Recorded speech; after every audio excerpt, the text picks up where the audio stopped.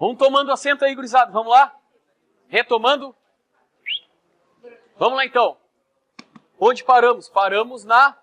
Lembrando sempre aqui, ó. Palavrinhas mágicas. Relação de poder. É isso aqui que vai nos gerar o território, que vai nos dar a solução para a constituição do Estado em si, que a gente quer saber como chegamos naqueles 8 milhões de quilômetros quadrados, divididos daquela forma, no formato que a gente está acostumado aqui, que está nos nossos mapas políticos, tá? Então isso tem uma questão histórica nisso aí, tá? E lembrando sempre que a nossa questão territorial, relação de poder e tomada e formação de Estado é uma história intrínseca, está atrelada à história portuguesa, tá? A gente vai começar a odiar os portugueses a partir do momento que vamos ter a nossa independência. Até então, a história é uma maravilha, mas é história portuguesa. Aí do dia para a noite a gente odeia a história portuguesa, porque aí a gente vai passar a ter uma história brasileira com Dom Pedro I aqui, ficando no Brasil. Apesar de ser um português, né? Mas, vamos dizer assim, aí vamos ter a nossa independência e tentar construir a nossa brasilidade, tá? A partir daquele momento do pontapé inicial com a independência do Brasil, tirando a colônia das garras da metrópole portuguesa, tá? Isso lá em 1822, 7 de setembro, tá? Então, como os portugueses chegaram aqui numa sistemática mercantil, tá? Mercantil, precisavam de mercadorias, eles vieram para sugar, resumindo, né? A vinda dos portugueses para cá era uma vinda para explorar o local, para se explorar isso aqui o máximo que pudesse, quem tinha dinheiro, quem tinha poder, quem tinha capacidade, né? Percebam com aquela informação que eu dei para vocês, que as capitanias hereditárias, assim que foram divididas, muitos dos nobres nem para cá vieram, tá? Depois o Fabrício vai acertar bem refinado isso aí com vocês, mas eles não vieram. As poucas que aconteceram aqui vão, através da produção de algum bem, conseguir colocar esse território na linha de produção para a coroa portuguesa, tá? E esse bem, inicialmente, foi um bem que já estava disponível nas costas do Brasil, na Mata Atlântica brasileira, que percorria originalmente lá, desde o Rio Grande do Norte até as regiões daqui do sul de São Paulo, norte do Paraná e região de São Paulo, tá? Então é uma quilometragem bastante grande da Mata Atlântica. Inserido nela estava uma árvore chamada pau-brasil, que vai dar o nome do nosso país depois, tá? Uma árvore que vai dar uma tintura, o tronco dela vai dar uma tintura lá do vermelho, do púrpura, do vermelho ao lilás, assim, dependendo da diluição, e vai servir para tingir os tecidos das roupas, né? Lá na Europa, que até então acho que o pessoal vestia tudo cor de saco de feijão, né? Aquele saco de estopa lá amarelo, né? Não tinha corte, o troço era meio selvagem. Esse negócio que a gente vê em filme aí, que tudo é loucura, né, da cabeça dos produtores de cinema, né? As pessoas, coitado, era um saco de feijão por cima e deu. Um buraquinho em cima e 2 para cruzar os braços, ó. E tchau e graça, tia. Então, essa tinta vai revolucionar a Europa. A Europa vai entrar num outro patamar de civilidade, de civilização, com roupas, com tinturas, com outras coisas para comer. E aí a gente vai falar aqui, então... o pau-brasil, para vocês terem uma ideia, apesar de percorrer toda essa quilometragem aí, com a escravização dos índios e posteriormente com a vinda dos escravos africanos para cá, tá, os capitães hereditários conseguiram em 90, 100 anos aí, levar a exaustão do pau-brasil.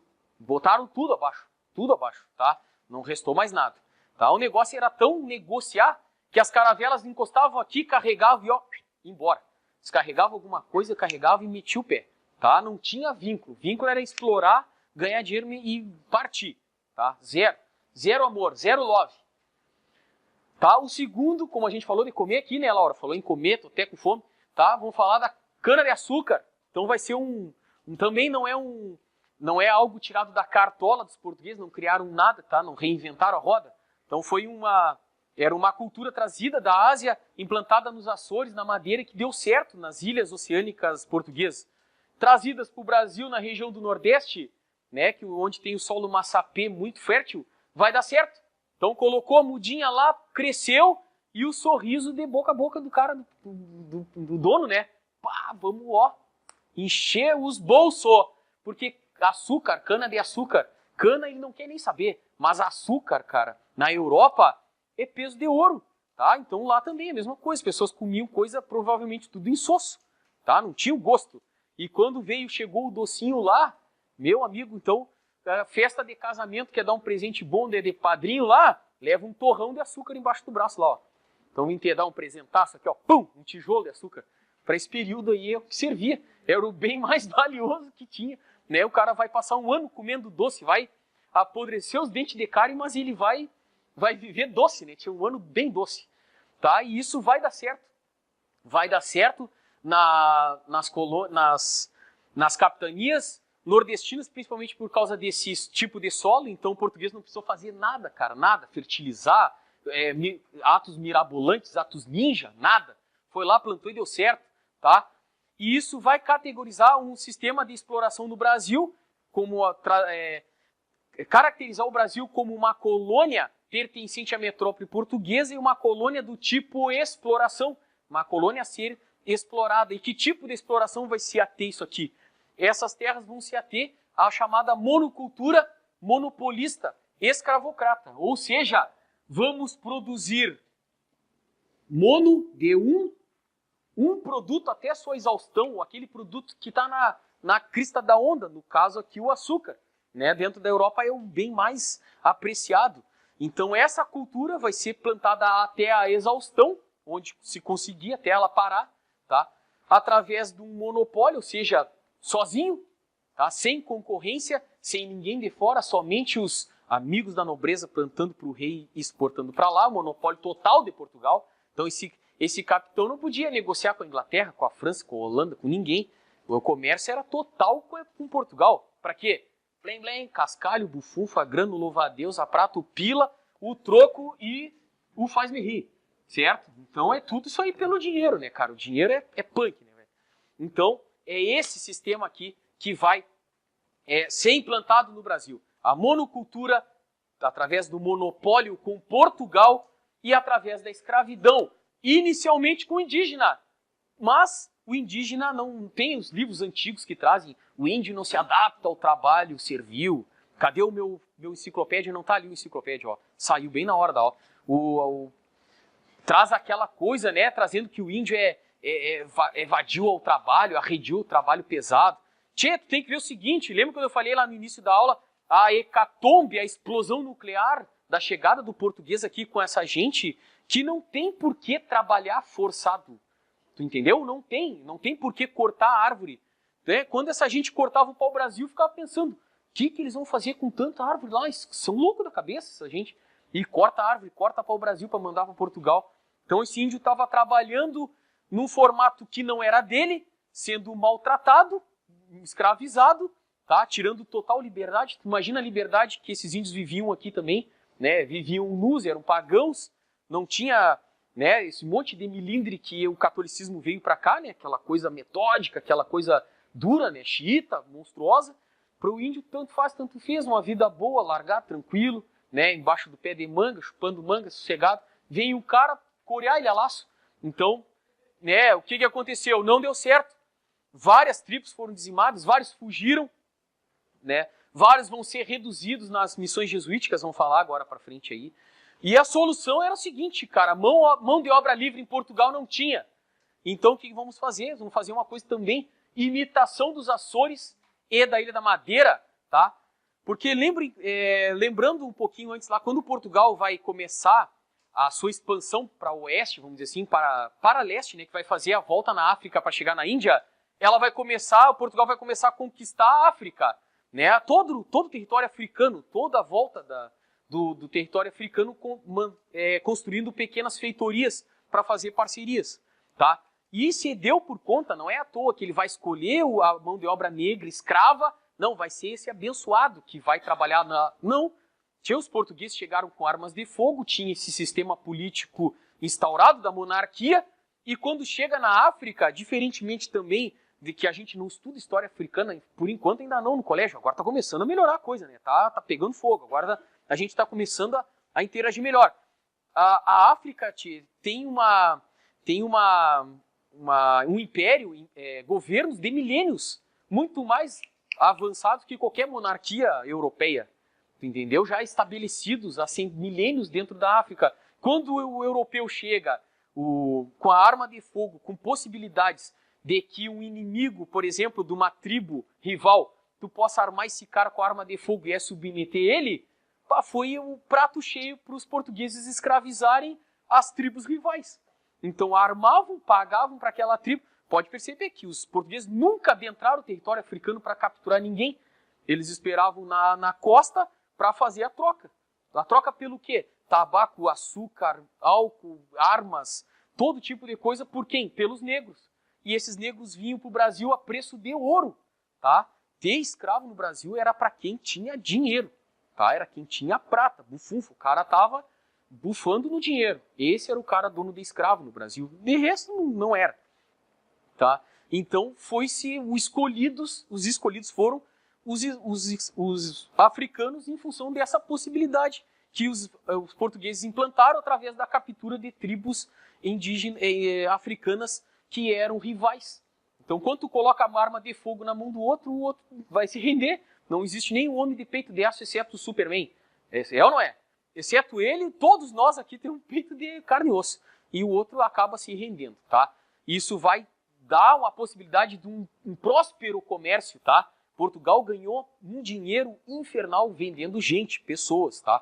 É um comércio horroroso, asqueroso, tá? Mas Portugal ficou mais de 380 anos vendendo pessoas, capturando e vendendo pessoas aqui nas Américas para trabalhar à força, como cativo, tá?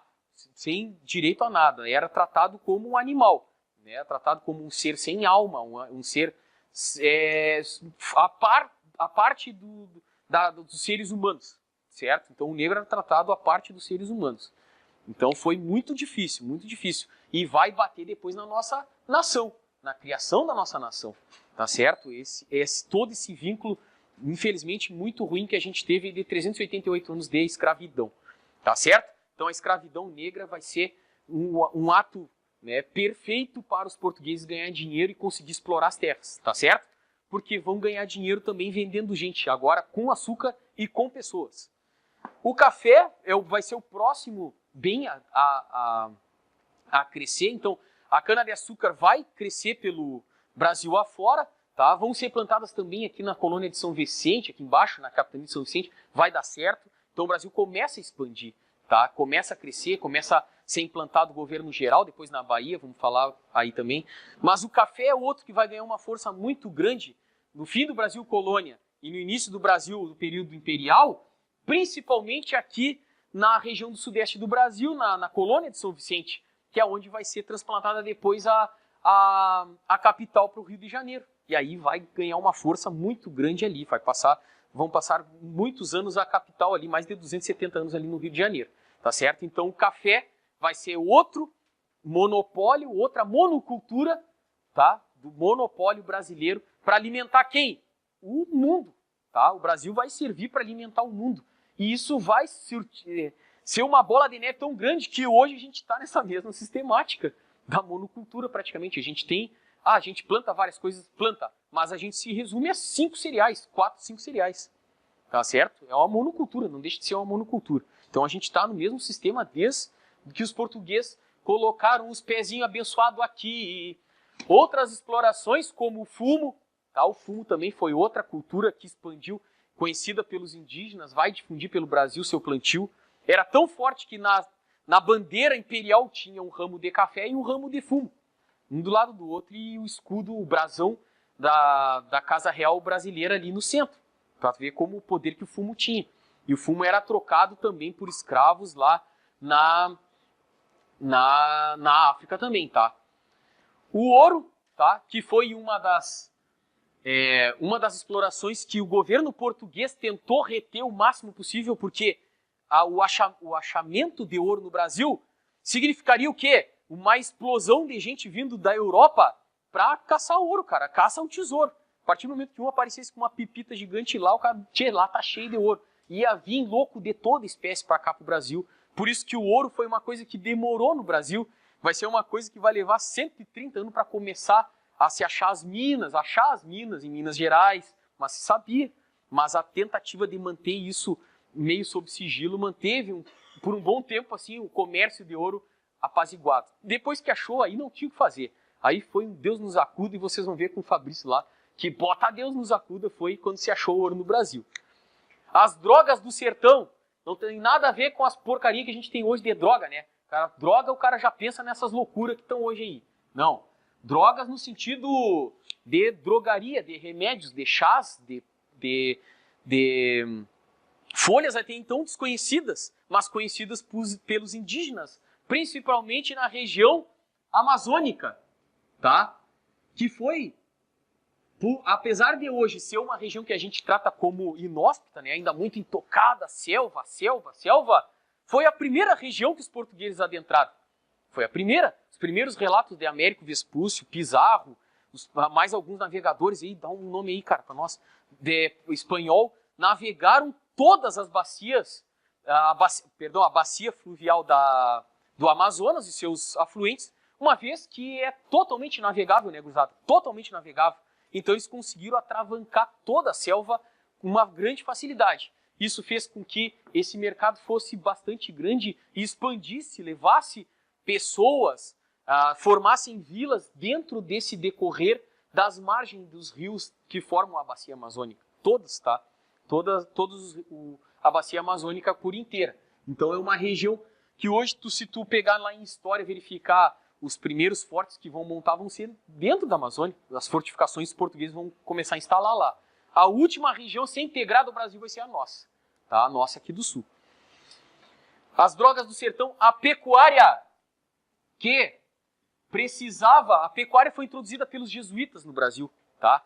Então, a relação de poder dentro do território nacional se fez com os portugueses através da economia e também com a coroa do Vaticano, digamos assim, do catolicismo, porque o Estado pertencia ao rei, o rei era o dono do Estado, juntamente com o poder eclesiástico. Eram atrelados, a religião estava no Estado, era o Estado.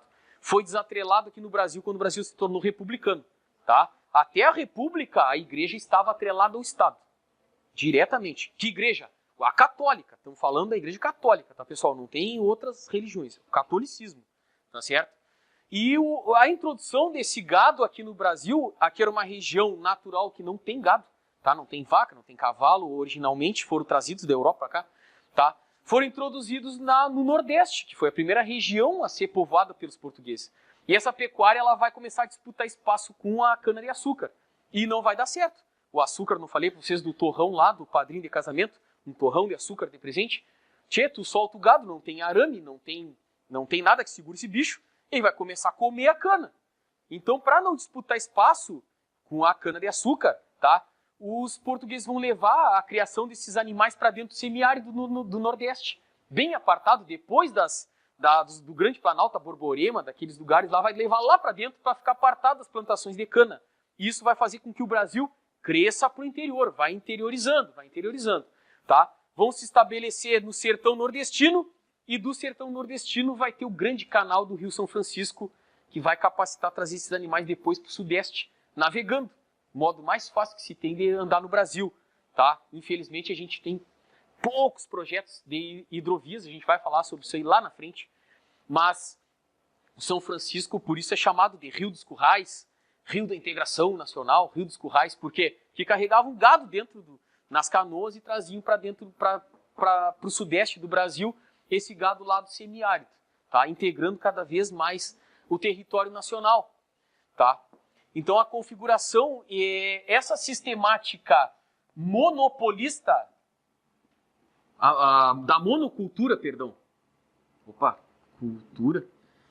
a monocultura, ela vai trazer para o Brasil o que a gente chama, os geógrafos trazem em seus livros lá, a configuração do chamado arquipélago. O Brasil vai se tornar um arquipélago produtor. Por que um arquipélago? Porque vão se criar várias produções grandes, o café, o açúcar, o gado, o ouro, mas completamente esparramados dentro de um território gigantesco e que nenhum tem contato com ninguém. Quem está tirando a droga do sertão lá de dentro da Amazônia, não tem nem noção que tem café aqui no sudeste do Brasil. Esse português lá que está na Amazônia não sabe nem que o cara existe aqui embaixo. Então se torna um arquipélago. Esse cara suga a droga do sertão de dentro da Amazônia, da selva, e negocia direto com a Europa. E tchau e benção, não tem mais nada, não há ligação entre capitanias, não há. Tá? Vias terrestres não existem. A única forma é o rio ou o mar. Não há outra forma de ligação. E como não tem o poder central aqui para comandar, cada capitão manda no seu quinhão, né? Como perguntou aqui o Marcel, né, sobre o quinhão.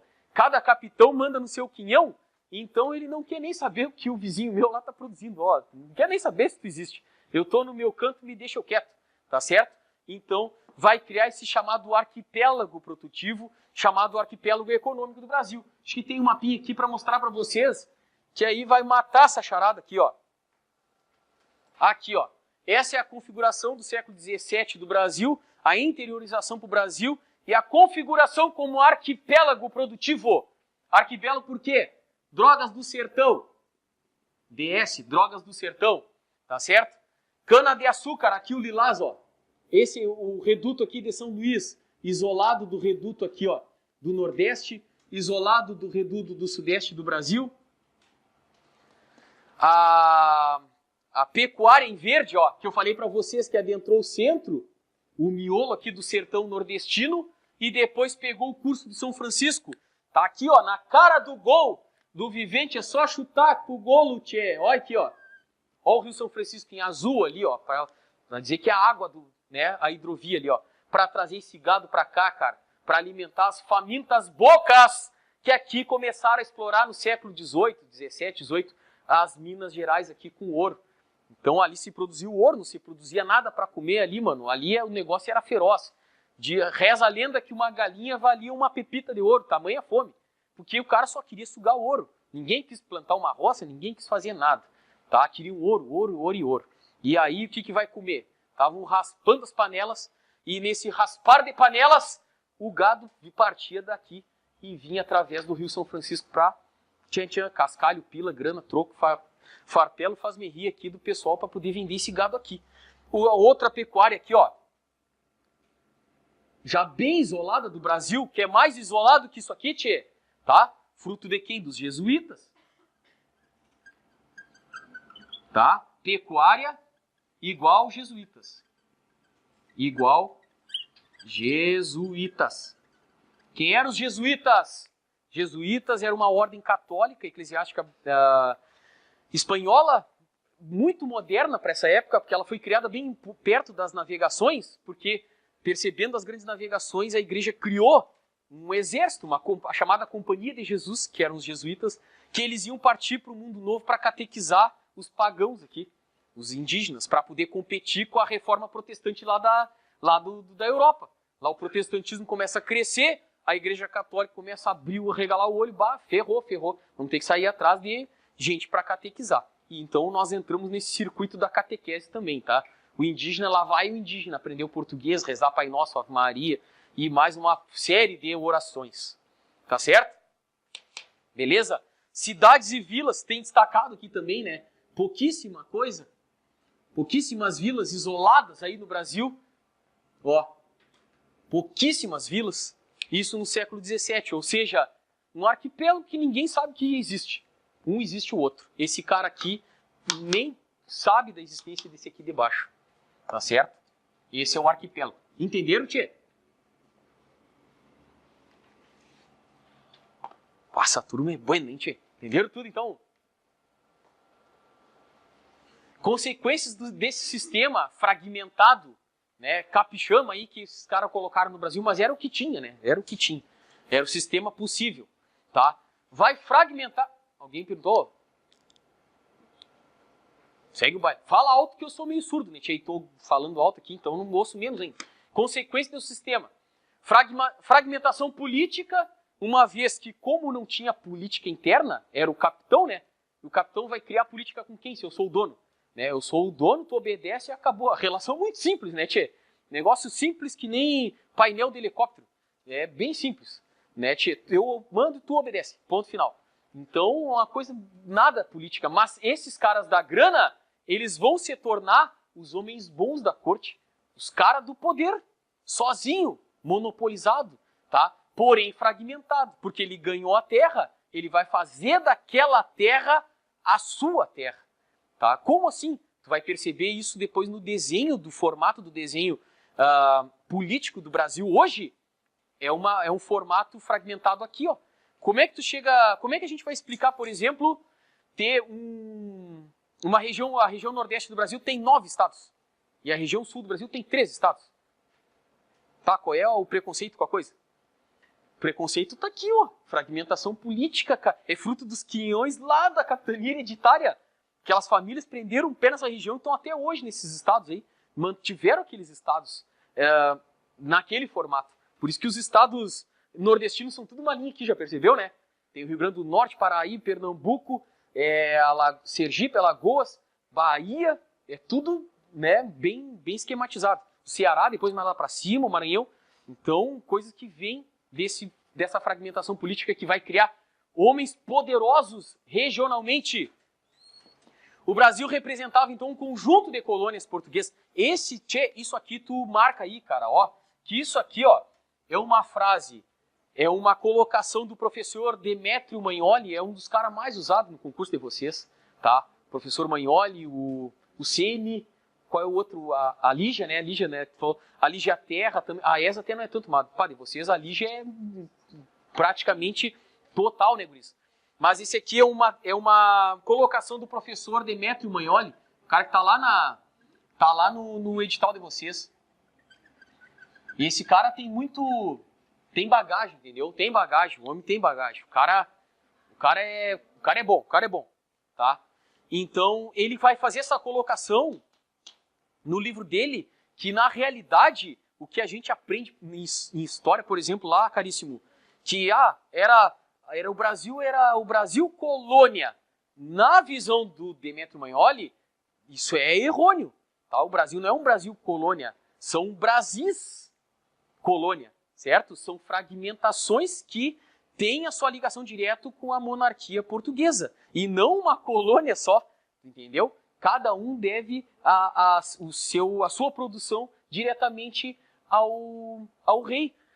Tu vê que isso aqui é tão verdade que quando foi criado o governo geral na Bahia em 1763, foi criado o governo geral já no sistema pombalino ali. O governo português teve que comprar as terras para montar, a burocracia estatal ali teve que comprá-las, tá?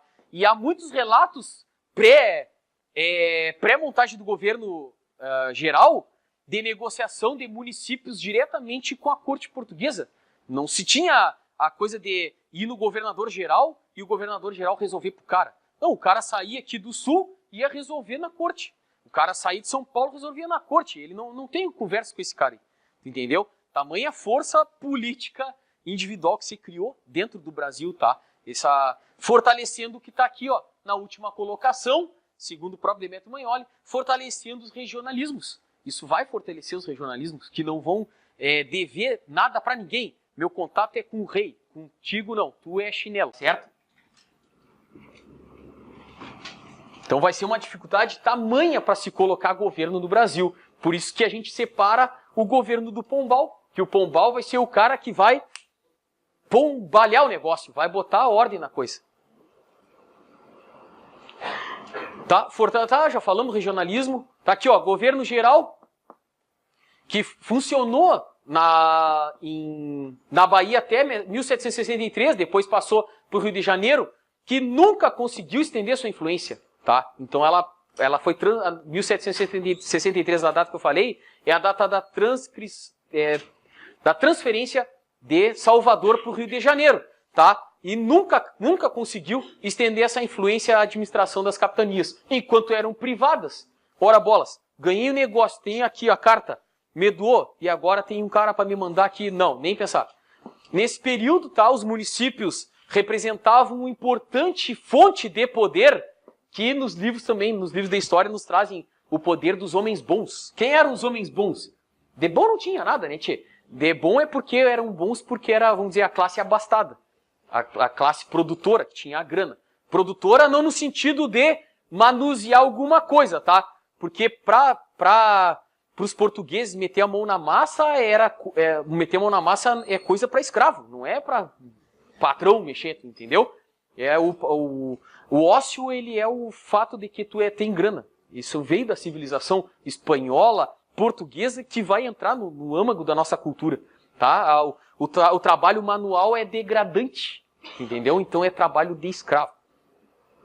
Então esses homens bons vão ser esses homens aí que vão coordenar os municípios, as plantações, produções, os caras que vão estar ligados diretamente ao poder real. Tá certo, tchê? Diferentemente do que temos hoje. Depois da Constituição de 88, nós vamos falar aí pra frente aí, que os municípios perdem total poder. O município hoje não tem poder nenhum. Poder sai de lá, de Brasília, como a gente falou ali. Poder emana de Brasília. E eu vou provar para vocês aqui. Tchê. Consequência do sistema, então, a única coisa, tá, se era fragmentado, produção fragmentada, cada um era dono de um negócio. A colônia gigantesca, monstruosa, como é que isso aqui não se dividiu? Como não se dividiu? Tá? Não se dividiu pela relação que tinha com o poder central, então por mais que fosse doada, tu tinha um monopólio, Portugal tinha um monopólio total de negociar, tu não podia vender com mais ninguém, é óbvio que tinham contrabandos, óbvio, mas o grosso do negócio que tu produzia tinha que ser com Portugal, cara. Tu só comprava escravo de quem? De Portugal. Só vendia o que tu plantasse para quem? Para Portugal. Então isso vai manter um vínculo de rédea puxada. Esse é um. O segundo, o vínculo do escravismo, que Portugal vai dar carta branca juntamente com a Igreja Católica do escravismo do negro africano ser liberado, livre, certo? É liberado, tá? Inclusive do próprio indígena, né? Reza a lenda lá que tem um artigo que o Dom João VI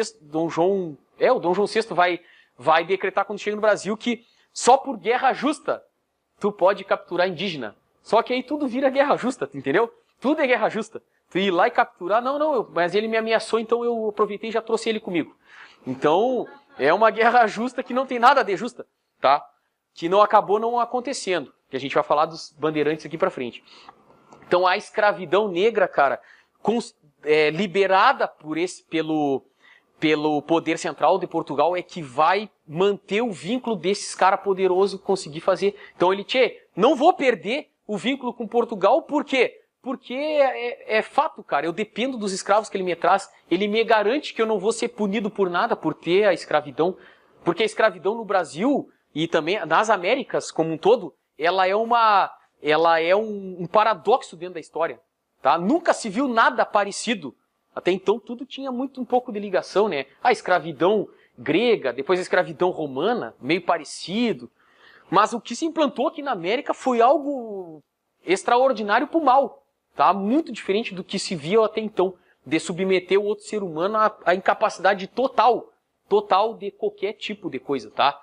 O negócio foi tão terrível que a durabilidade do escravo nas Minas Gerais para explorar ouro era de 18 anos. No máximo, o cara com 18, 20 anos de idade, ele partia para a cidade dos Pejuntos. Não durava mais que isso. Por causa da sílica, da montanha, do trabalho forçado, né?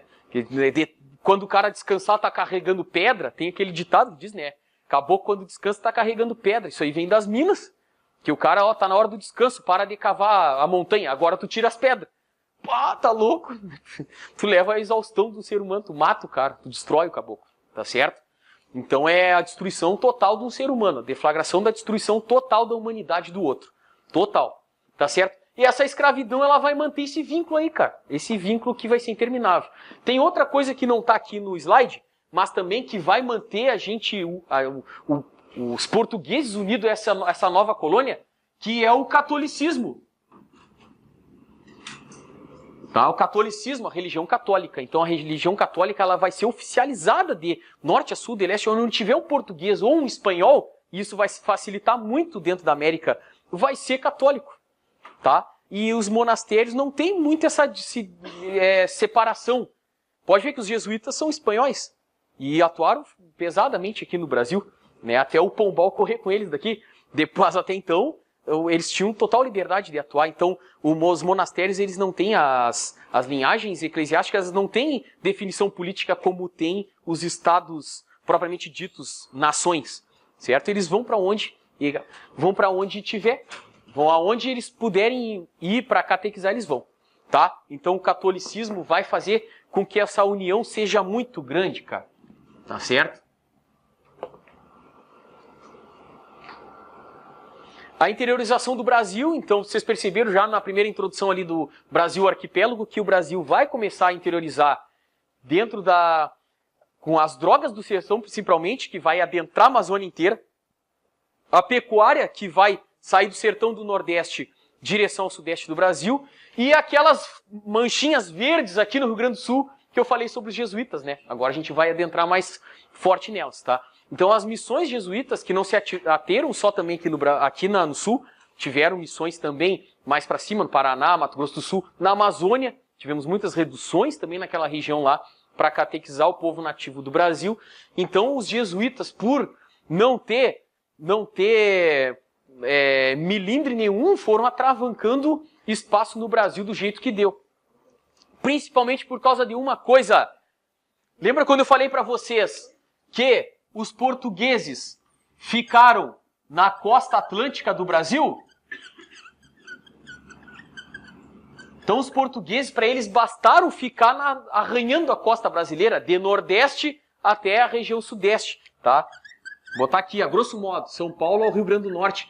Os portugueses bastaram ficar nessa região aqui. Isso aqui bastou, tá? Como os portugueses dependiam da escravidão vinda da África, a escravidão, a mão de obra, né? Vou pagar aqui. A mão de obra.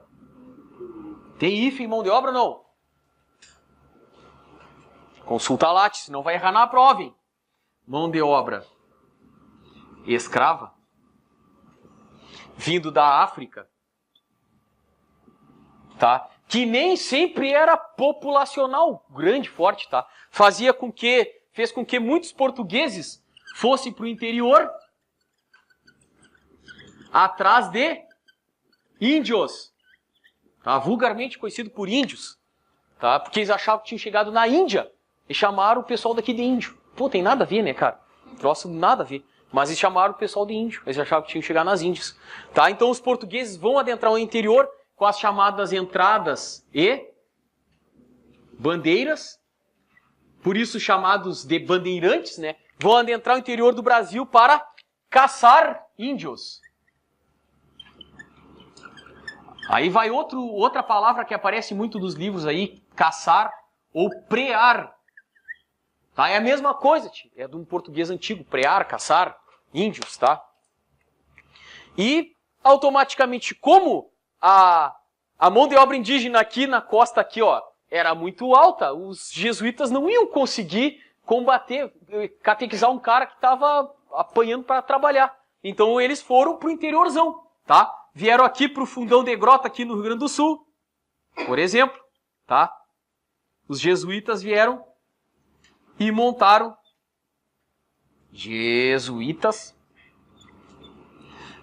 as suas missões ou reduções para catequizar os índios, beleza? Ficando afastado, longe desses bandeirantes. Só que esses caras, faziam a verdadeira caravana da coragem e saía Brasil adentro capturando índio, tá? Tem algumas passagens aí do Anhanguera lá, de algumas caçadas dele lá, de trazer mais de 20 mil índios para o Sudeste aqui, capturado, para ser vendido. Tá? Então o negócio era cruel, o negócio era banditismo, o negócio não tinha... Né? Quem acha que o Brasil foi... Não é, a nossa territorialização, a nossa condição de Estado foi feita atrás de paz e carnaval e futebol, não foi, cara. Nossa história é sangrenta, nossa história é de desgraça. Tá? Então o negócio era feio. Então esses jesuítas vão começar a ter a sua missão prejudicada, porque os bandeirantes começaram a capturar vários índios para vender no Sudeste do Brasil, tá? Como mão de obra escrava para trabalhar. Então os jesuítas começam a ser prejudicados, começam a ir cada vez mais para dentro do território, interiorizando cada vez mais e mais, fazendo com que o Brasil comece a crescer, a colônia começa a crescer num tamanho sem fim. Automaticamente várias outras imigrantes começam a vir depois da chegada, dessa relação de captura de índios reduzidos nessas missões jesuíticas aqui, tá? Então as bandeiras, as entradas eram missões particulares ou do Estado, tá? Que iam atrás de qualquer coisa que servisse para poder ganhar dinheiro, uma vez que eram missões lideradas principalmente por quem? Por mamelucos, tá? Gente misturada já, que não tinha vez dentro da sociedade colonial, tá? Já era filho do português com uma índia, não era visto com bons olhos, não falava o português nenhum, só era um cara do mato que ia capturar, caçar índio, tá? E a pouca mão de obra livre que tinha, de branco livre, pelado que tinha, e pegava essa caravana da coragem e ia junto. Era a chance dele ganhar alguma coisa, tá? Porque ele vivia de xanga no Brasil, não tinha dinheiro, num lugar que só tem escravo, o cara vai ganhar dinheiro como? Entendeu? O cara vivia de xanga, como a gente diz aqui no sul, né? Vivia de xanga, de pequenos negócios aí, de xangas. Tá, beleza? Tranquilo? Vamos ver outra coisa aqui. A pecuária, já falamos, guerra morta, então. A pecuária ela vai interiorizar juntamente com os jesuítas. É o caso diretamente ligado com o Rio Grande do Sul, por exemplo. O Rio Grande do Sul, tá? Com as nossas reduções aqui no noroeste do estado, que até hoje estão em pé, né? Nós temos a de São Miguel, que todo mundo vai visitar lá, gosta de ir lá tirar uma fotinha, tá?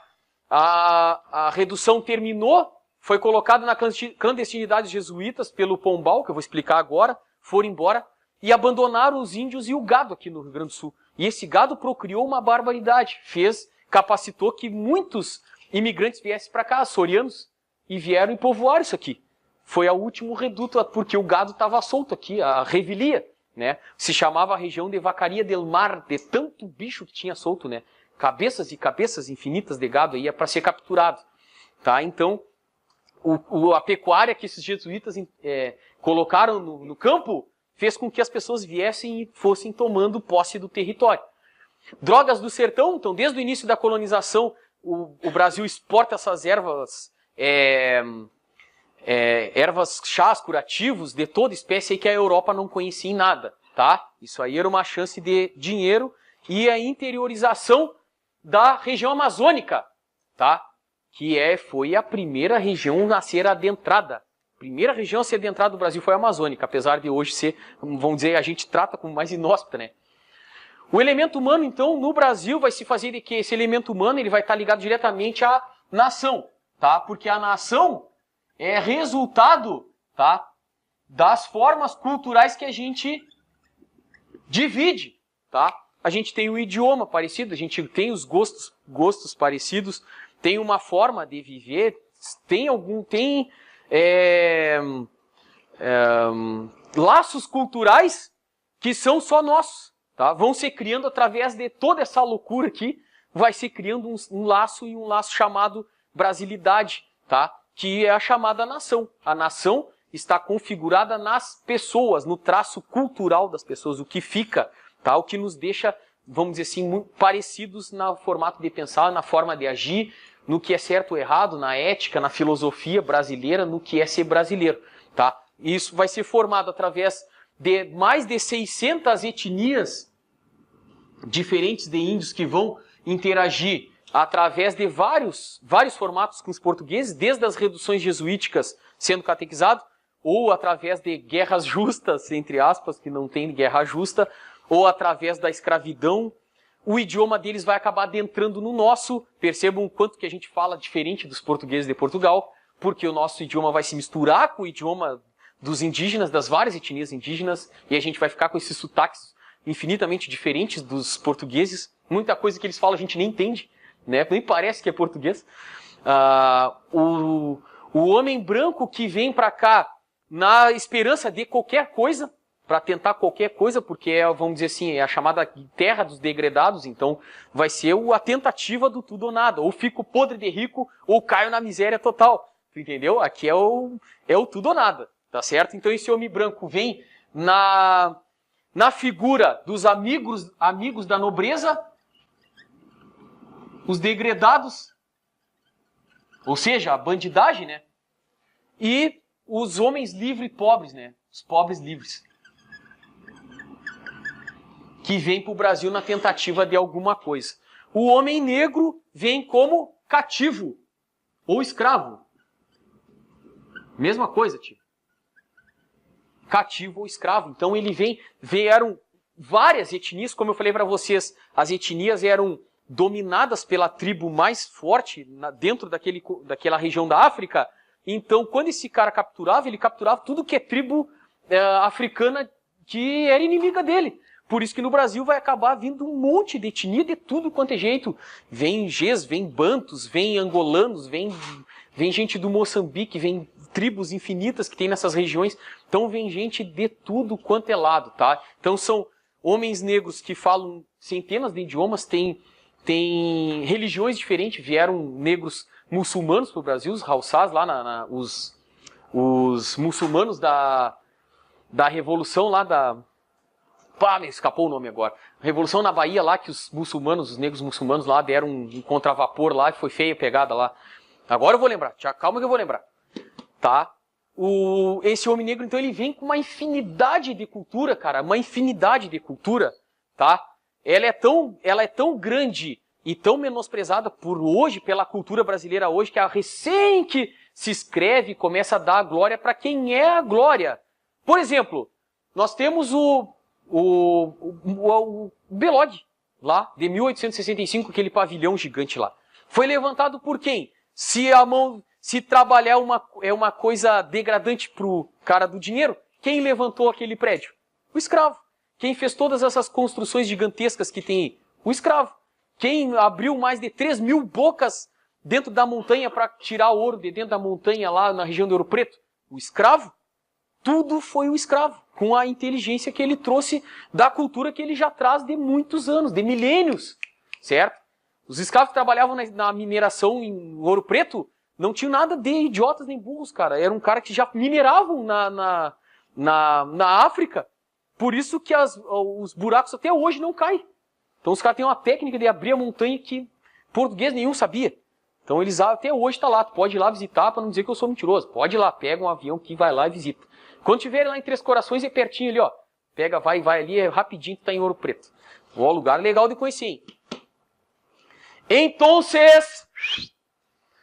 o Brasil acaba sendo, né, tratado um tema bastante diferente, né? Os livros antigos, quando eu estudei na escola, trazia que o Brasil era o âmago, era onde as nações se encontraram e deram certo, e vivem em paz e harmonia, e aleluias, glória a Deus.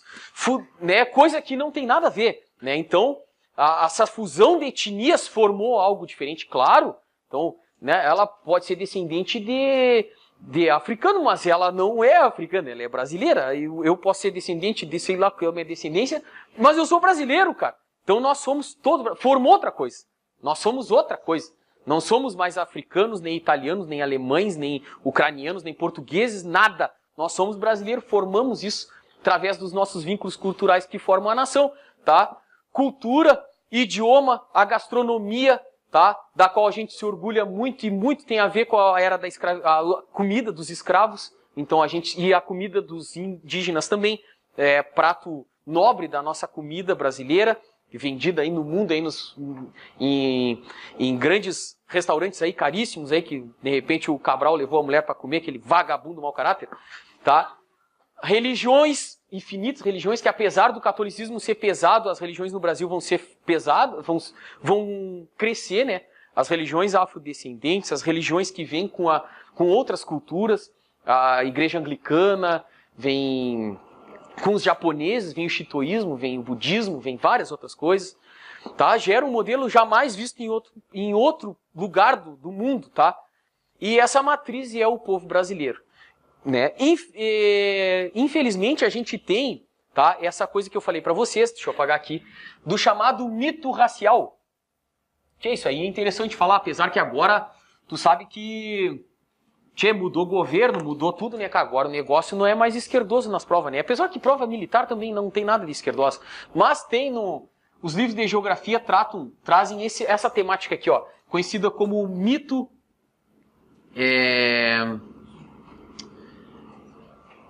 o mito racial. Ou seja, que o Brasil tem essa mistura de raça e elas vivem em pleno convívio de harmonia e coisa e tal. Então, você vende uma coisa mitológica desse convívio racial, coisa que não se configura.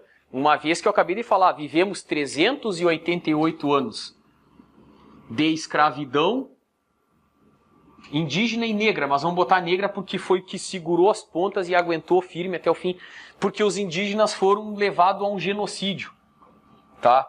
Praticamente foram dizimados da face da terra dessa localidade aqui. Ora, dentro de toda essa contextualização louca aqui que a gente falou, há como a gente chegar dentro de uma contextualização das raças viverem, das diversas cores viverem em paz dentro desse país? Não. Vamos ter grandes diferenças de populações afrodescendentes direcionadas às maiores periferias, a ter os empregos menos valorizados, a ter menos acessos às coisas, os indígenas lutando pelas suas terras indígenas que são demarcadas, roubadas, demarcadas de novo, roubadas de novo, ou aqui no sul que é entregue as piores terras para os indígenas, pega um peral cheio de pedra e entrega, aqui agora é a terra indígena, né? Tu anda nos lugares aí que Deus me livre, como é que no Paraná tem alguns lugares que só Jesus na causa entrega terra indígena tua agora, tudo era deles, agora esse pedaço é teu, né? Uma pedra lá que ninguém quer aquilo lá, não dá nem, olha, nem giló cresce naquilo, tá? Então, é uma disparidade muito grande, até porque a gente nasceu dentro de uma monarquia, e uma monarquia que selecionou pessoas para que fossem os poderosos e mandassem. Desvincular isso aí dentro de um contexto geral de nação brasileira, serão anos de diluição, anos de política, anos de convívio, tá? Isso para que as coisas fiquem equalizadas, né? Fiquem mais justas, vamos dizer assim, tá? A população carcerária no Brasil é constituída de 80%, 90% de negros. Então, o que explica isso? Que mito de raça tem essa, então? Peraí, tem coisa errada. Tá certo? Então, não, mas é porque eles são bandidos, tá? Mas são bandidos por quê? Porque chegaram nessa condição. Tá certo? É uma condição histórica territorial, tá? De disputa de poder territorial que forma a nossa nação, que tem esse pensamento do mito da convivência apaziguada das raças, tá? Apesar que raça é uma coisa que não se usa, né? Todo mundo é da raça humana, a gente tem cores diferentes. Tá legal? Ou não tá legal? Vamos lá então. A criação então do Estado Nacional, segunda etapa, agora. Saímos do Brasil colonial, percebo que eu falei já do café, o café já sai, né? Sai da parte colonial, já entra na parte imperial do Brasil, ou chamado loucura quando vem Dom João VI, foge, né? Eu ia falar uma palavra que não vou falar, né? Eu tô sendo filmado aí, senão assim me mata. Que Dom João VI foge, o fujão, né? O fujão, sai de Portugal para cá. Então, ele, dentro desse contexto ainda, ele vai entrar, antes do Dom João vir para cá, uns 100 anos atrás, antes dele, houve um primeiro-ministro dentro do governo português chamado Marquês de Pombal, por isso que chama Reformas Pombalinas, tá? O cara se chamava Pombal, Marquês de Pombal. Esse cara aí tocou horror, tá? Porque na metade do século XVII ali, quando ele assume o poder, ele vai ser o primeiro-ministro em Portugal, ele vai pegar a colônia brasileira e ver que nós estávamos vendo aquela regionalização, o poder regional, os caras criando força aqui dentro do Brasil. Ele, não respeita o governador geral, os caras são brabos, são brabão. Lá naquela colônia eu vou fazer o seguinte, tchê, vou dar um golpe. Vou pegar o papel, já que eu sou o dono do papel agora, vou extinguir as capitanias, tá? As capitanias hereditárias, e vou criar as capitanias públicas, as capitanias nacionais do governo português, tá? Só assim transformou elas, simplesmente tirou da propriedade privada e trouxe para a propriedade pública, tá? Obviamente, tu imagina, tu é dono de uma capitania, teu trisavô era dono, e tu tá lá com aquele eitão de terra, e o cara vem, não, agora não é mais tua. Tu vai gritar, como assim? Calma, não priemos cânico. Porque tu vai ser o dono do troço, cara. Fica gelo, fica tranquilo. Não vai mudar nada, é só no papel. Aí o cara, legal, tá? Então, as capitanias passam a pertencer à coroa portuguesa com as reformas do Pombal, tá? Ele simplesmente vai transformar essas capitanias em capitanias públicas. Aí ele vai pegar, vai tentar, com esse tipo de política aqui, ele vai tentar unificar essa nação. Porque o grande medo é que se despedace, tá? Se vê que nas colônias espanholas está se despedaçando, então a tendência é que aqui nas colônias portuguesas vai acontecer o mesmo. Então o Pombal vai ser o cara que vai manter isso aí, cara. Através da política, ele vai criar as capitanias públicas. Vai tirar da mão dos caras. Os capitães eram subordinados diretamente à metrópole, passando a concentrar o poder e a autoridade à custa do governo geral. Com as reformas, as capitanias foram divididas em gerais, subordinadas, sendo as primeiras comandadas por um capitão-mor e tinham a segunda sob a sua jurisdição. Ou seja, fez uma organização muito parecida com o que a gente tem hoje na configuração política do Brasil, mas ainda num contexto de colônia respondendo à metrópole portuguesa. Assim, o território colonial português, nas mãos do Pombal, vai ser dividido, fragmentado em nove blocos, tá? E a organização fica nesse formato aí, no conhecido período vice-reinado português aqui, tá? São as capitanias, as rachuradas. Aqui tem esse mapa, tem para vocês aí, tem no PDF. Eu acho que no livro aí fica muito escuro, mas no PDF fica melhor.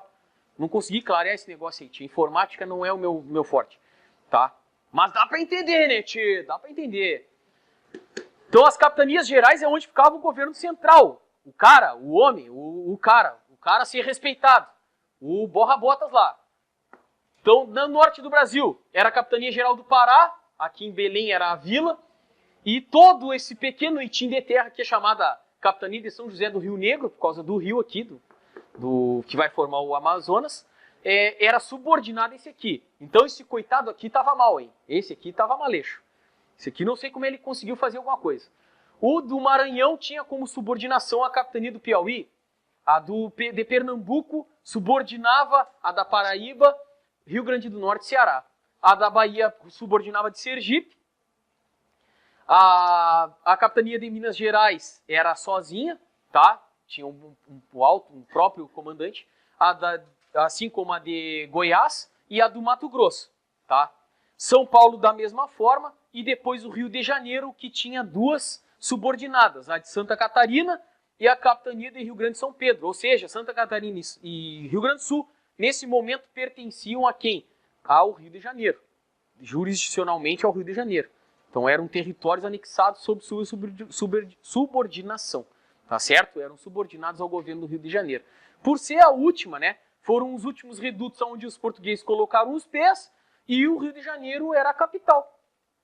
Um ato fácil de ligar uma coisa a outra. Tá certo, Guris? Pronto.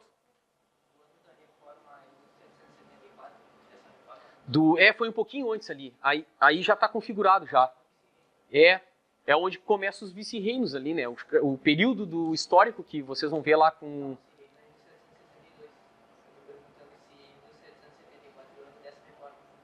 Esse aqui é onde está a configuração desses estados. Eles partiram de 1774. O Pombal assumiu, ele não ia dar o canetaço de imediato, né? Isso aqui foi uma...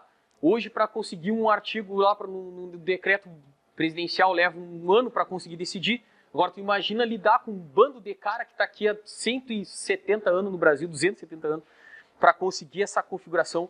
Foi uma coisa bem trabalhada para conseguir não... Todas essas lacunas temporais, tá? Elas vão estar diretamente ligadas a um contexto em que o Brasil... segurar o Brasil em não se destrinchar em várias colônias. O grande medo era o quê? Cada um disso aqui se tornasse um país.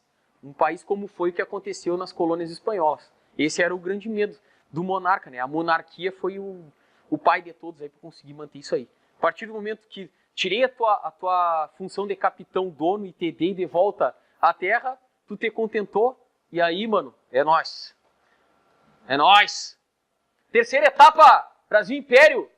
Nesse contexto, o Império do Brasil vai ser proclamado por um português, como eu falei aqui, palavra aqui, herdou um conjunto, na realidade, né, aquelas colônias ali acabam sendo um grande conjunto fragmentado de colônias, né, segue a função, apesar de ser propriedade do governo, tem um poder regional, e que vai, por isso que depois eu vou vou reiterar, e não eu vou reiterar, mas o Demetrio Magnoli vai reiterar, que o desenho do Brasil atual político é o desenho do Brasil colonial.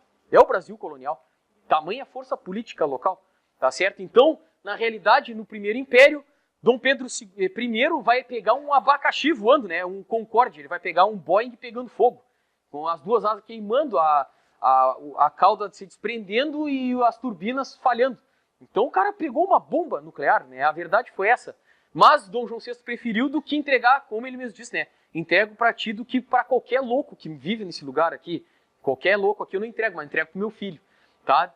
Ele se manda, deixa o filho dele aqui para governar o Brasil, tá? O negócio foi tão feio pro Dom Pedro I que ele durou 9 anos no poder, tchê. 9 anos e, como diz o capitão D'Alessandro, caiu la caça. Caiu la caça, soltada ela barca, tá? 9 anos ele salta de la barca do Brasil e ó, vai-se embora pro Portugal e dura menos que o carnaval também, porque ele vai para lá e ele morre com 34, 35 anos. Morre bem jovem. Tá? Então a primeira atitude que esse cara vai ter, tá? O Dom Pedro I, por se tornar um monarca, o sistema não muda. A grande sacada dos portugueses são essa, tá? Tem muita fragmentação política, tem muito poder local, tá? São todas capitanias e heranças das hereditárias. Então é punk lidar com essa gente, apesar que já está na mão do governo quando Pombal decretou, mas é difícil de tratar com essa gente, tá? O que se fez? Deixou-se o mesmo sistema monárquico no qual a monarquia é representada pelo, de novo aqui ó, pelo rei. Eu sou o Estado, mano! Eu sou o Estado. Então, por mais que tu tá aí no Rio Grande do Sul, chefão do charque, chefão do cacau, chefão da cana-de-açúcar, barão do não sei o que, barão do café, do escambau, eu sou o cara, velho, entendeu? Tu deve a mim, não interessa, eu sou o dono dessa bagaça aqui. Então não vem que não tem. E ele vai centralizar todo o poder na mão. O negócio vai virar uma ditadura monárquica. É o sistema para mandar no Brasil. Vai ser essa sistemática. São 9 anos complicadíssimos, vocês vão ver com o Fabrício lá, tá? E isso vai fazer, centralizando o poder nas mãos do Dom Pedro, tá? Vai evitar a formação dos poderes regionais concorrentes. Então, por mais que tinha essa formação política quebrada, Dom Pedro vai ser o elo forte disso aí. Distribuindo sesmarias, comparecendo nos locais, investindo.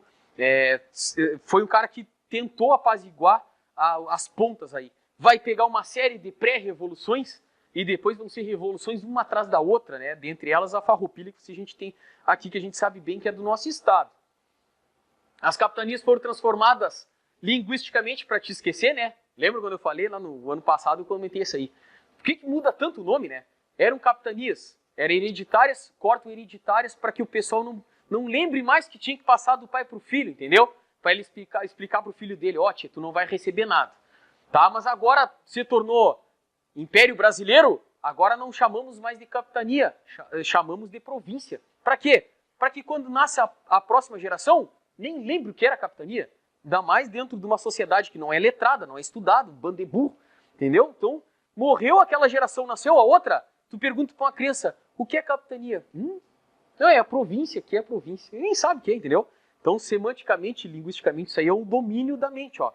Mente superior devora mente inferior, ó. Pá. Entendeu? Isso aí é que é a tática semântica para dominar o troço, entendeu? Então, só transforma, tira a capitania, bota a província e mantém do jeito que tá.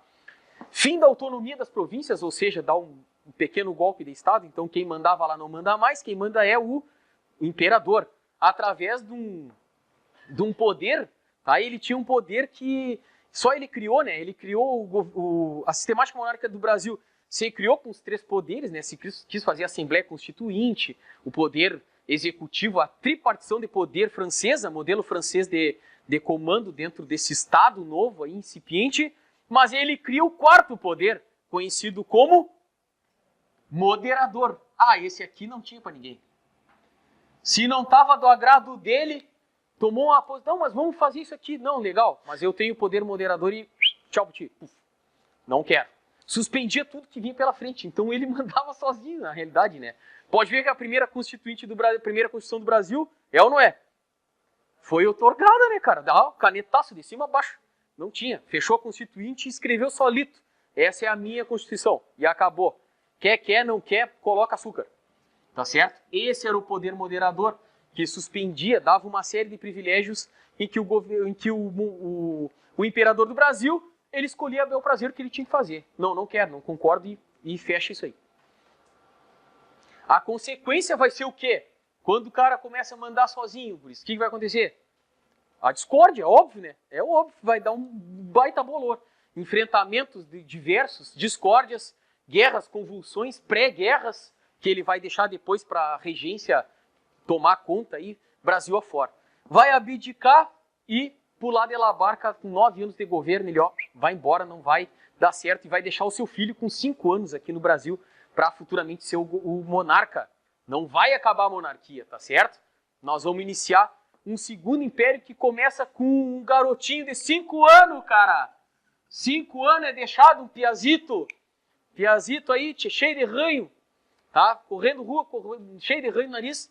É o imperador do Brasil, vai ser o grande manda-chuva. Automaticamente, óbvio que ele não vai mandar por enquanto em coisa nenhuma, a regência vai coordenar, tentar apagar os incêndios de revoluções, vai dar um monte de privilégio para um monte de gente para que o Brasil siga unido, e quando esse cuerinha aqui faz 15 anos, ele é empossado imperador do Brasil e vai receber toda a educação, principalmente do patriarca do Brasil, aí, o patrocínio, né? Acha o nome do cara aí para nós. Vai ser o grande mentor dele, né? Vai ser o cara que vai educar ele para ser um imperador, literalmente um imperador.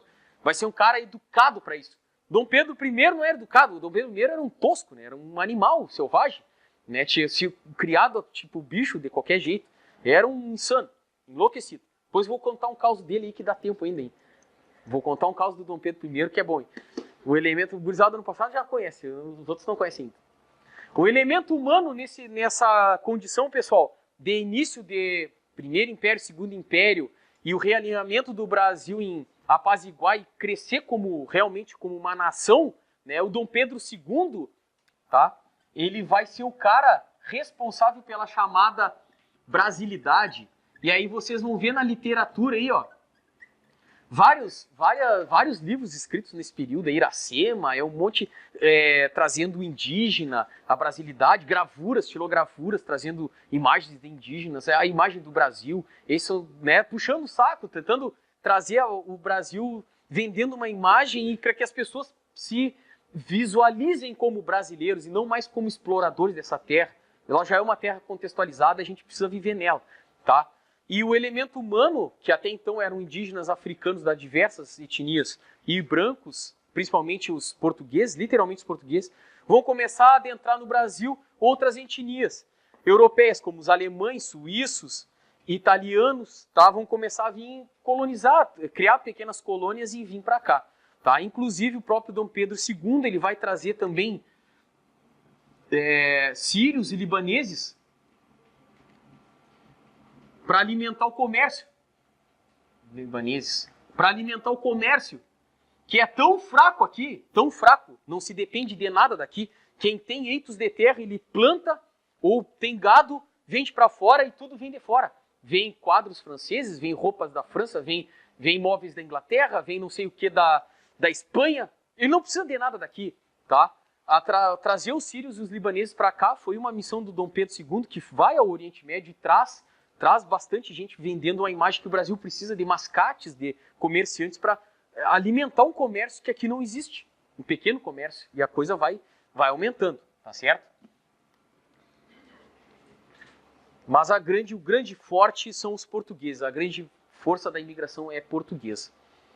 A quarta etapa vai ser o Brasil República, né, a formação da Federação Brasileira, que vai se dar em 1889. Tá? Formação da Federação Brasileira. Novamente vão perder linguisticamente a semântica da coisa. Sai a província, entram os estados federados, tá? Para acabar, para te não pensar mais em monarquia. Acabou a monarquia, agora vai ser a Federação Brasileira. A igreja é desatrelada do Estado, tá? O Estado agora é laico, o Estado é o Estado, a igreja é a igreja, separado do Estado. O fim da escravidão em 1888 vai decretar a Guerra do Paraguai e terminar a escravidão no Brasil em 88, lá com o canetaço da Princesa Isabel, vai ser a derrocata da monarquia. Não vai ter mais o que resista.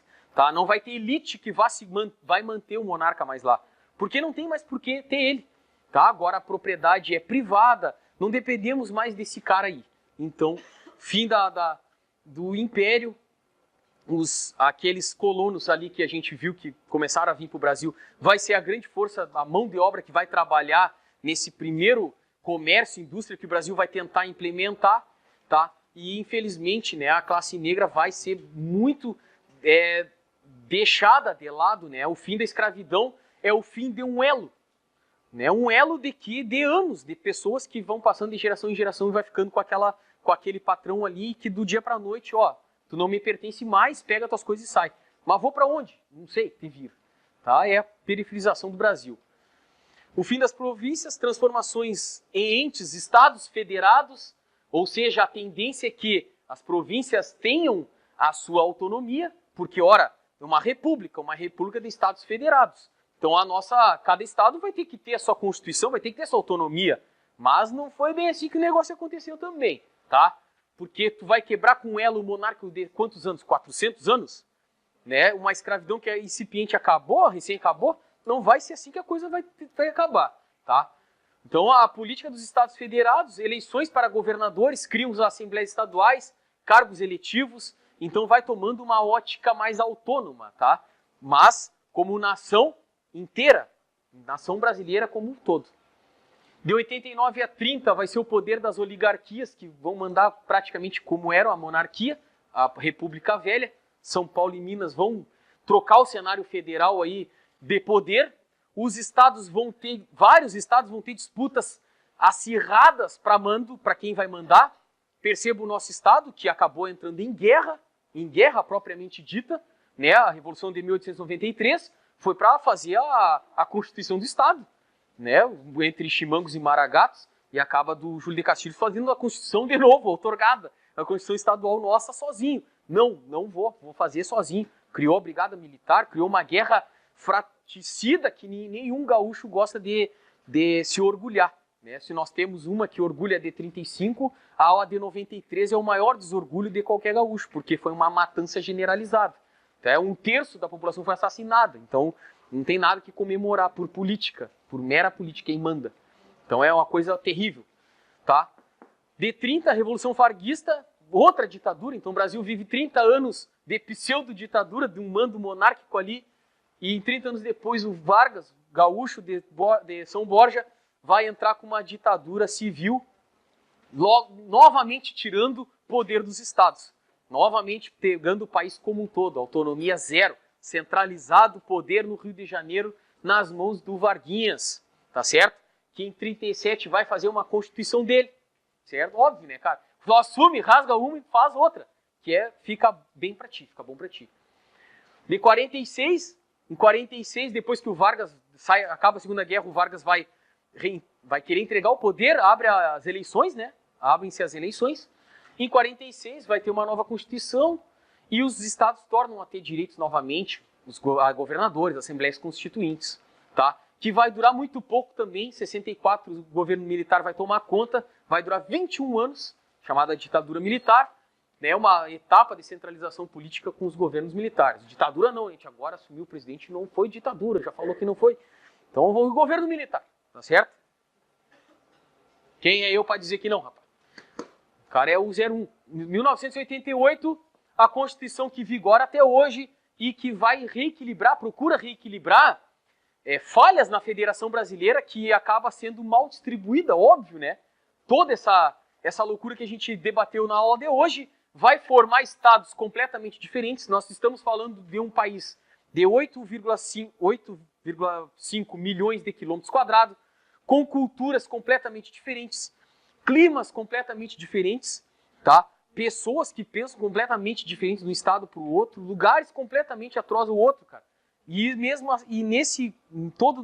Todo esse embaraço vai criar regionalismos muito diferentes. Lugares mais desenvolvidos, outros menos desenvolvidos. E a Constituição de 88 vai tentar emparelhar e trazer questões sociais, questões ambientais, questões que até então nunca tinham sido debatido no Brasil, tá? E trazer uma possibilidade de divisão de receita mais parelha, mais justas para estados e municípios, uma vez que, a partir da Constituição de 88, o Estado, ele apesar de voltar à democracia, voltar a uma liberdade, mas ele é centralizado total na União. As receitas são da União. Então os estados dependem, os municípios dependem desse poder central, dando uma visualização muito, muito ruim de república ou de Estado federativo. Porque não tem como tu explicar um Estado federativo que não tem poder, autonomia, não tem poder financeiro, depende tudo do Estado centralizado.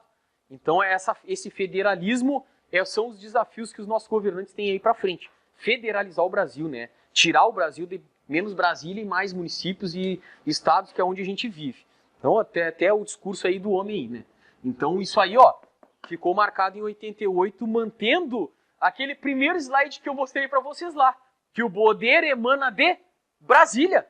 O poder emana do Distrito Federal de Brasília, do poder executivo da cabeça do presidente da República, tá? É de lá que parte o negócio. Então o município e o Estado, ele vai pura e simplesmente ter que se enquadrar, como a gente fala no quartel, né? Um termo aí de enquadramento, vai ter que se enquadrar. Se enquadrar em quê? Se enquadrar no sistema federal que está instituído. Se o sistema federal instituído está dizendo que no sistema penal nosso não há pena de morte, não tem como um Estado fora no louco, fazendo a sua Constituição, colocar aqui agora no Rio Grande do Sul tem pena de morte. Não pode ter, porque contradiz a lei penal que vem lá, tá? Foi escrita pela legislação nacional e a gente não pode desdizer ela aqui, tá certo? Então, esse vínculo total de falta de autonomia que a gente tem, diferentemente do que a gente vê nos Estados Unidos, que alguns estados têm pena de morte, outros não têm, outros têm tipo de prisão, outros não têm, que vocês assistem na televisão aí. Tchê, cheguei meu tempo, falei pra caramba, e agradeço vocês no 10h30. Excelente, tchê! Aí que eu me refiro. Fica sentado aí, tchê! É 10h30 mesmo? Excelente! Então vamos lá, segue o fandango. Segue o fandango. Peraí. Voltou. Presidente, então, está na cabeça do presidente, no poder executivo, o mando executivo dentro de toda a jurisdição nacional. Toda, plena, total dele, tá? Se não for através das leis que o Congresso legislou e entrou em vigor, que ele vai ter que cumprir, vai ser através da força da qual vocês querem entrar, tá certo? Ele é o chefe maior, número 1 aí das Forças Armadas, então não tem. Ele mandou aplicar, vai aplicar. Coloca a Força Armada na rua e vamos pegar esse cara, tá certo? Então cabe a ele, somente a ele, tá? No Brasil, o Brasil ele tem a base do sistema político brasileiro, ele é baseado no sistema francês, da tripartição de poderes. Tripartição de poderes. Que poderes são esses? O executivo, o legislativo e o judiciário. Lá do Rousseau, Montesquieu, tá? Os caras do iluminismo vêm trazendo uma discussão grande aí, o poder francês vai dividir isso aqui em poderes independentes e harmônicos entre si, como está lá no artigo 5º da Constituição Federal do Brasil, tá? Independentes e harmônicos entre si, tá? Para quê? Para comandar o Estado. Para comandar o Estado. Porque esse aqui, o legislativo, cria as leis, tá? As cria, passa pelo crivo do executivo, ele sanciona, tá? Sancionou, tá valendo. E essa lei tem que ser cumprida, tá? Essa lei tem que ser cumprida. Então esse aqui tem que fazer valer. O executivo tem que fazer valer a lei, tá? Cumprir o que está escrito. Está escrito, faz. Não tá, não faz. Só faz o que está escrito. O judiciário, por sua vez, ele vai entrar onde as leis estão ocultas. As leis estão ocultas.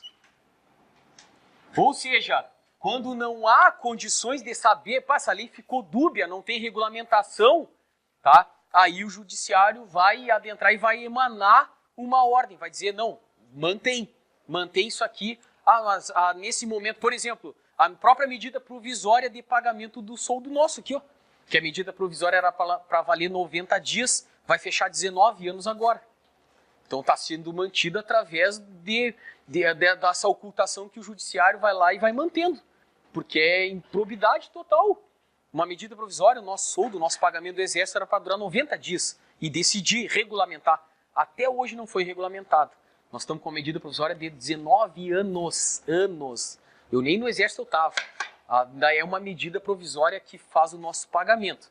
Né? Reza a lenda agora também que vai sair isso aí. Então, o Judiciário, o Ministério Público, que é o fiscal, vai se manifestar e aí o Legislativo vai ter que acionar, vai ter que acabar com esse decreto e fazer uma lei. A lei de quê? Do pagamento dos militares. Vai ter que dar um jeito, tá certo? Vai ter que sair do muro aí para decidir. Tá certo? E outros casos também que a lei escusa também, o Judiciário vai entrar. Pergunta, gurizada. Aqui, as leis, onde a lei é oculta, onde a lei está oculta, tá? Não consigo decidir, não há decisão, então aí o judiciário vai ter que entrar, tá? Vai entrar num direito de família, na vara comum aqui, não sabe como vai dividir, tá? Separamos, quebramos prato e temos só isso aqui, ó, esse pedestal, e agora? Quem leva as lâmpadas, quem leva o pedestal, e agora? Tá? Não conseguimos decidir, vai para o judiciário, ele vai chegar lá, vai ter que decidir isso aí. Tá, beleza? Isso num âmbito bem menor. Aqui nós estamos falando em âmbito federal. Lá não estou ainda no judiciário. Vou falar primeiro no presidente, no âmbito executivo, e vou falar no âmbito legislativo, em âmbito federal aqui, anjinha do senhor, presta atenção. Âmbito federal, temos o presidente-chefe do executivo, que no Brasil, tá, ele acumula a questão política e administrativa. Mais administrativo. Como assim? Assim que nós não temos primeiro-ministro, como tem em vários países, tipo Portugal. Portugal tem primeiro-ministro, a França tem primeiro-ministro, que é o cara que vai trabalhar na questão administrativa da coisa, da máquina, fazer funcionar, tratar com secretariado, autarquias, agências, tá? Esse é o cara, o primeiro-ministro é o que vai coordenar a parada ali. E o cargo político, né, nesses países que tem o primeiro-ministro, o cara é o cara que vai viajar, vai fazer a parte política da coisa, vai para a China e faz um trato, e não cooperação tecnológica com a China. Esse é o cara da política, o cara que faz o meio de campo, entendeu? O cara ali mais desmanivrado, bom de papo. O cara bom de papo vai ser o cara da política, o cara que vai fazer esse tipo de coisa. No Brasil ele acumula as duas funções, tá? A administrativa, ele dá mando no secretariado, e ainda tem que sair para ir na União Europeia, para ir lá na ONU palestrar. Tá? Vamos ver se melhora as palestras agora, né? Não vão parar de dar risada das palestras na ONU lá. Então, agora acho que vai melhorar um pouco. Então, esse cara, ele faz tudo, cara. Ele chuta na área e cabeceia. Aqui no Brasil é assim. O presidente tem que fazer essas duas funções. Na questão legislativa federal, é a única que nós temos duas câmaras. Que se chama, as duas somadas chamam-se Congresso Nacional. Tá?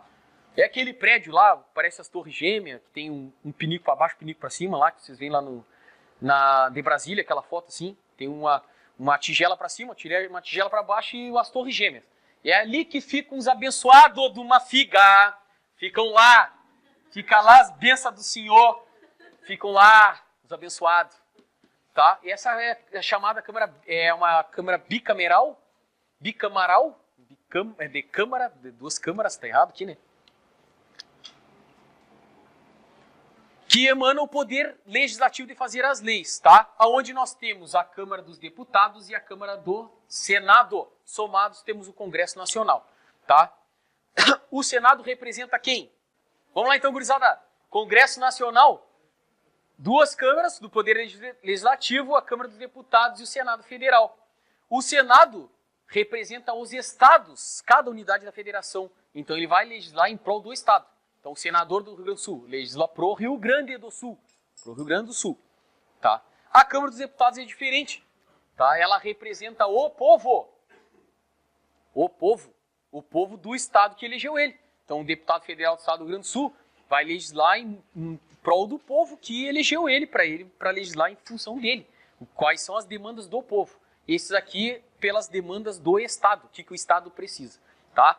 Tem que falarem a mesma língua para poder aprovar um negócio, senão não vai para frente, tá? A única diferença é que aqui, ó, o cargo eletivo, ele é por percentual, tá? Pelo número de habitantes do estado. Aí ferrou. Por quê? Porque aí pega São Paulo, que tem um daréu de gente morando em São Paulo, consegue colocar dentro da Câmara dos Deputados sem par de deputados federais. E o estado de Roraima, que é o menos habitado daqui, vai colocar 2, 3 deputados. Então, quem vai ter mais força na hora de puxar lá um empreendimento, alguma coisa? Não preciso nem falar, tá certo? Então, esse desequilíbrio de representatividade em função do número de habitantes na Câmara dos Deputados vai pender, vai ser uma distorção que pende para quem tem mais número de deputados, tá certo? Tá? Eles vão votar entre si, sai da Câmara, passa para o Senado, eles aprovam, dependendo da matéria, dependendo do tipo de matéria que eles vão votar.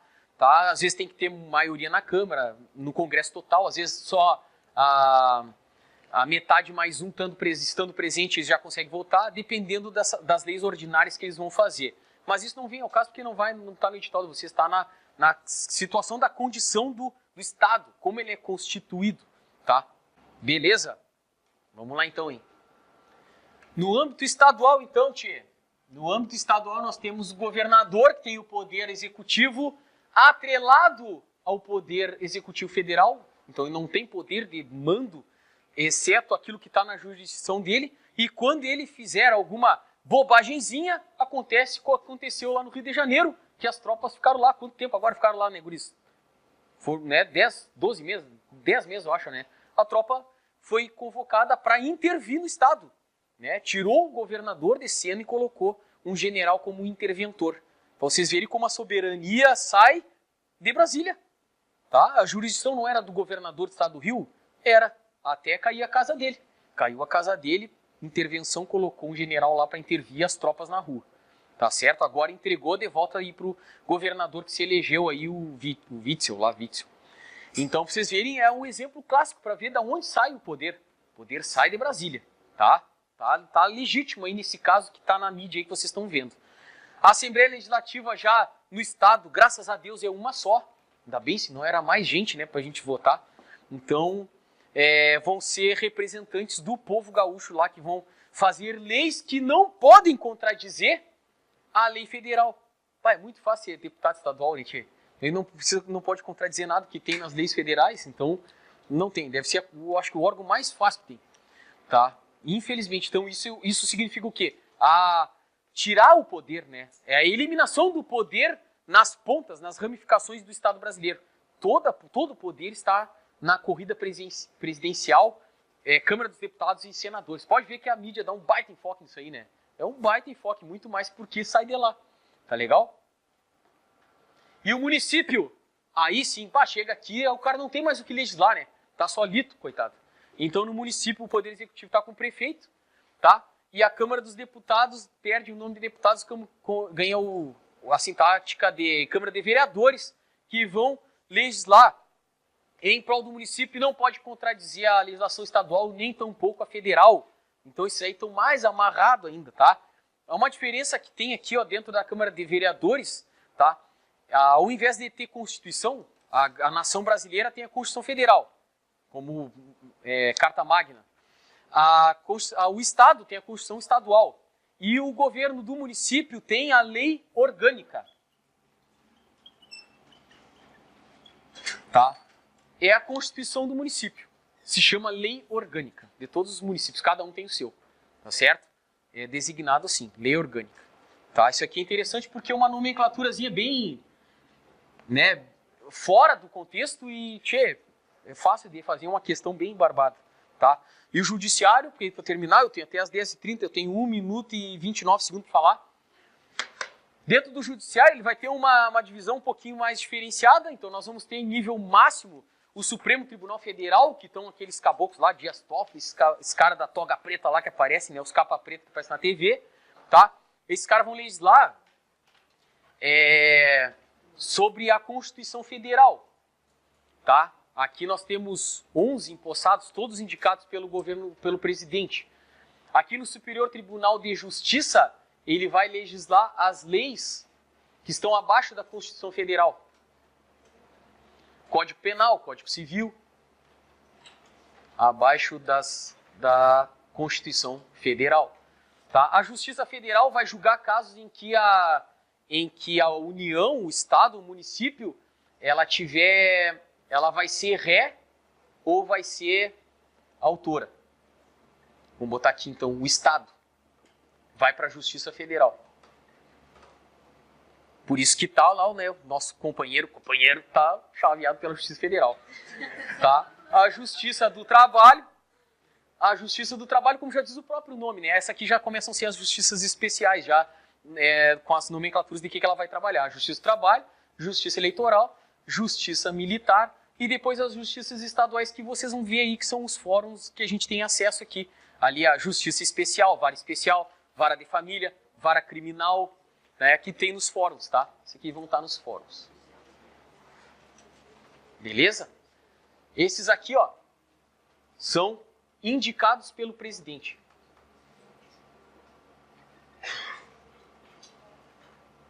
Presidente da República. Beleza. Essa é a divisão do nosso judiciário aí. Tá valendo? Ei, andamos hoje, gente. Então, um abraço a todos. Consigo que cheguem em casa e estudem mais ainda, hein?